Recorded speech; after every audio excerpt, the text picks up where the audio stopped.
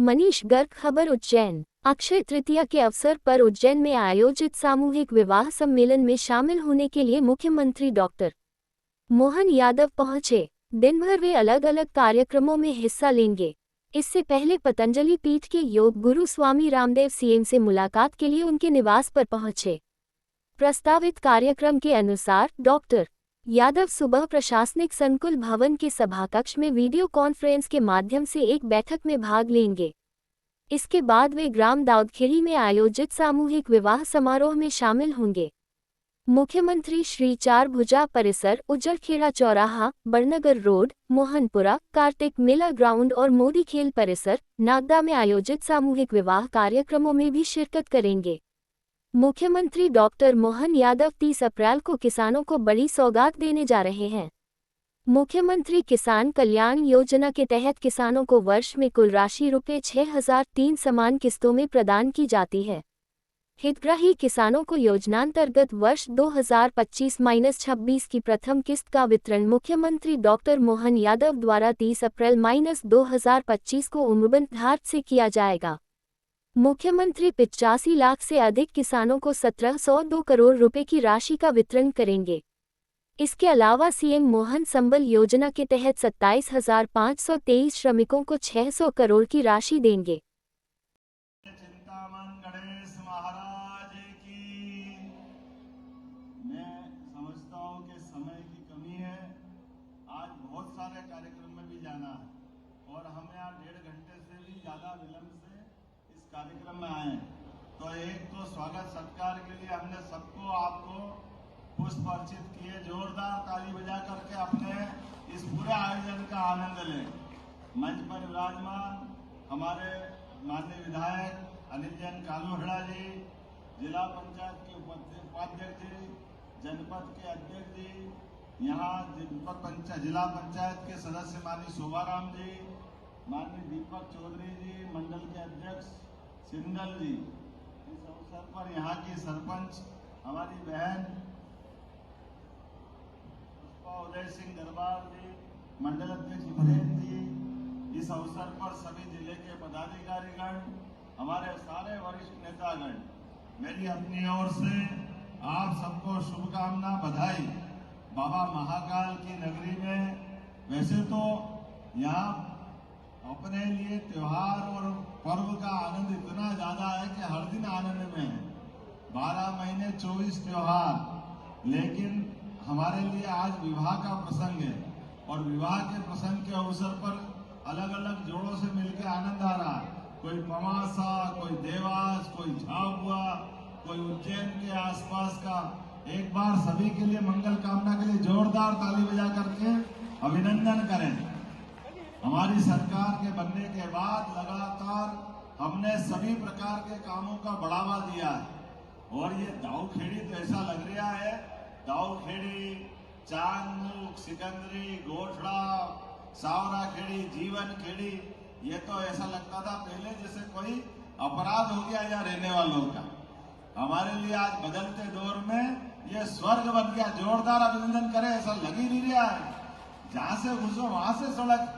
अपने चिंतावन के पास से ये जो आरटीओ का कार्यालय आया है और आरटीओ के कार्यालय के पीछे 4 लेन, आने वाले समय में ये रेलवे स्टेशन मुख्य स्टेशन बनने वाला। रही बाबू, रही उर्मा जी, दरबार, अंतर सिंह जी, आने वाले समय में कहा गुरु महाराज चिंतामन वाले, चिंता मत करना, सबसे ज्यादा आनंद आप ही क्या रहेंगे। तीनों गणेश आपके प्रसन्न हुए, दूसरे का नंबर ही नहीं आ रहा।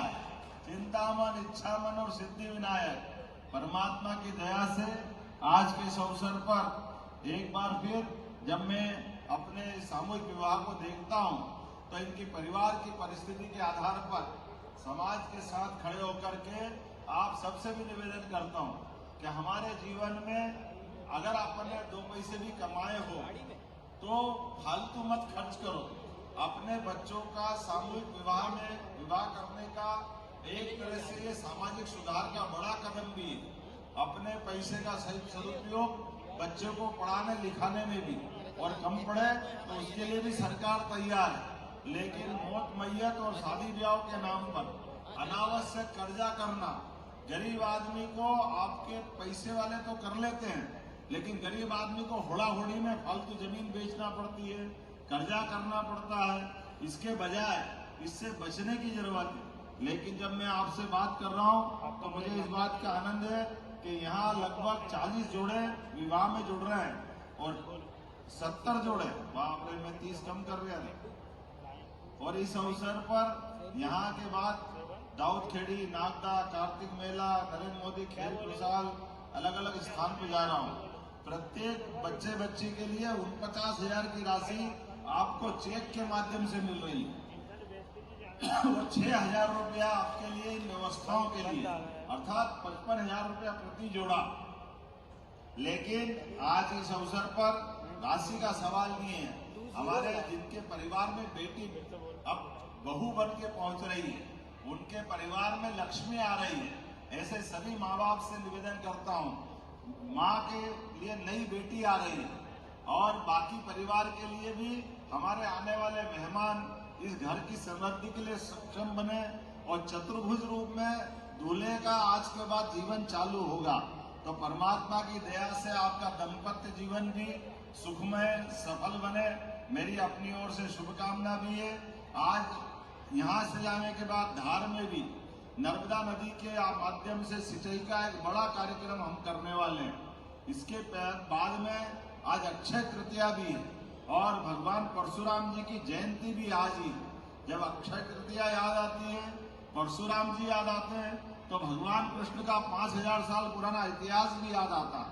हम सब जानते हैं भगवान कृष्ण ने आचार्य सांदीपनि के लिए शिक्षा के बाद उनकी गुरु दक्षिणा देने के लिए भगवान परशुराम जी से ही सुदर्शन चक्र लेकर के इस देश के आखिरी कोने पे प्रभास पाटन के क्षेत्र, जो गुजरात कहलाता है, वहां पर युद्ध करके भगवान परशुराम जी ने जो सुदर्शन चक्र दिया, उसकी कृपा से भगवान श्री कृष्ण ने आचार्य को उनका पुत्र लौटाया था। तो ये भगवान कृष्ण और परशुराम जी का अतीत का गौरवशाली पक्ष, जिसके कारण से जाना पाओ प्रसिद्ध हुआ है। मैं जाना पाओ भी जाने वाला हूँ और हमने तय किया है प्रत्येक भगवान कृष्ण की वो लीलाएं जा हुई है, प्रत्येक स्थान को धार्मिक दृष्टि से तीर्थ बनाएंगे, धार्मिक पर्यटन का बड़ा केंद्र बनाएंगे। इसके माध्यम से भगवान कृष्ण की जा लीलाएं हुई, वो तो हमारे लिए सदैव पूजनीय रहने वाली। जब हम अपने किसानों के लिए बेहतरी की बात करते हैं तो हमने गेहूं के लिए भी 2600 रुपये कुंटल, जोरदार अभिनंदन करो किसान भाई बहनों के लिए।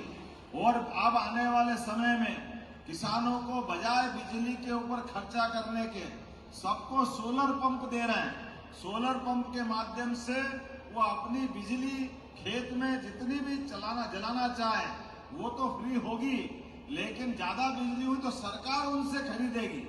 जीवन में किसानों की मदद के लिए इसी महीने अगले 3 तारीख को उज्जैन इंदौर दोनों संभाग को मिलाकर के मंदसौर जिले के सीतामऊ गरोड के पास एक कृषि मेला लगा रहे हैं, ताकि उन्नत प्रकार के कृषि यंत्र, उन्नत प्रकार के बीज, फलोद्यान की अच्छी वैरायटी, सभी प्रकार की सुविधा दे करके किसानों की जिंदगी में और जो बेहतर हो सकता है, किसान आधारित उद्योग लगाने के लिए भी ये इन्वेस्टर समिट की तरह काम करेंगे।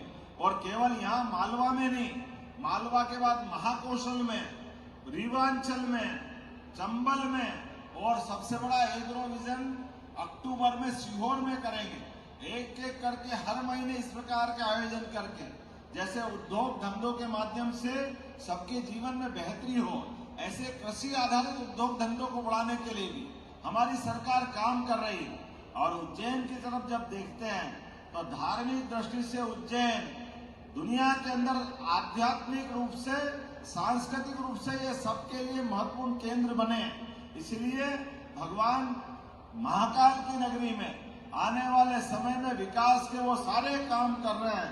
जैसे यशस्वी प्रधानमंत्री श्रीमान नरेंद्र मोदी जी ने 2022 में महाकाल के महालोक का लोकार्पण करते हुए उज्जैन के विकास में जो अपना योगदान दिया, उनके आशीर्वाद के बाद से अब उज्जैन पलट के नहीं देखेगा।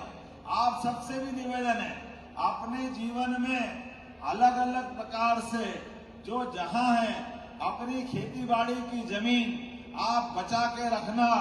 आपके जीवन में एक एक इंच जमीन और बदलती जाएगी, लेकिन जैसे समय बदलेगा आपकी अपनी जीवन में आपके पास कोई कारण से आपको थोड़ी बहुत जमीन देनी पड़े तो वो विकास के लिए होगी, लेकिन विकास के माध्यम से जो आपकी जीवन में अब प्रतिष्ठा बढ़ेगी वो आने वाली पीढ़ियों के लिए है।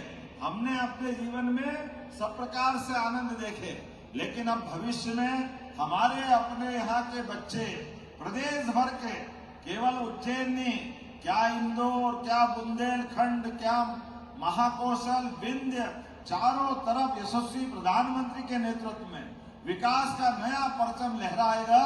मेरी अपनी ओर से एक बार फिर सामूहिक जोड़े के इस प्रयास के लिए शुभकामना। वीरेंद्र भाई, यहाँ की समिति, जनपद पंचायत, सबको बधाई, बहुत बहुत धन्यवाद। भारत माता की जय।